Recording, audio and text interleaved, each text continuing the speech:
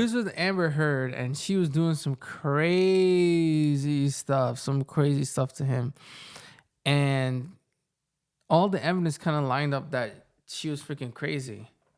You know, like she was doing some wild stuff, and she painted Johnny Depp as this horrible guy, and the media believed it because, you know, they jumped to the side of the woman first.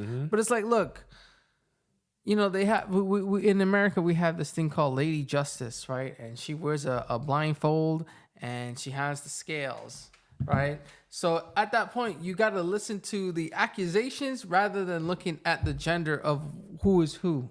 Like, you know, like the world don't work that way. But it don't work that way, you know. And then it turns out that Amber Heard was she was a piece of shit.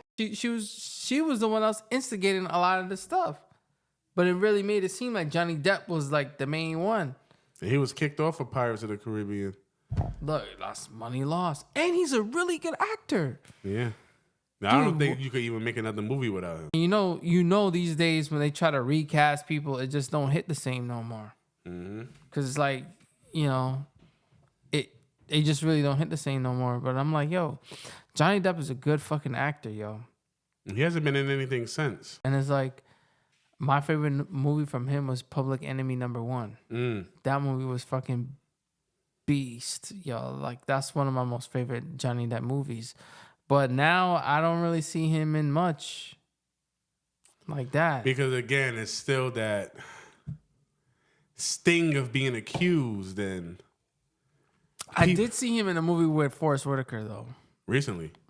But it was kind of like maybe like 4 years ago. 4 or 5 years ago.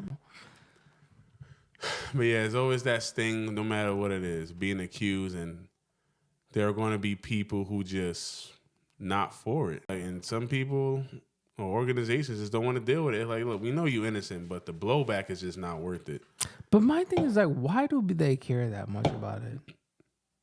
Like, I really don't understand. Like, if Chris Brown can get away with it and be fine and still make money and still sell out shows and travel the world, like is it really that serious?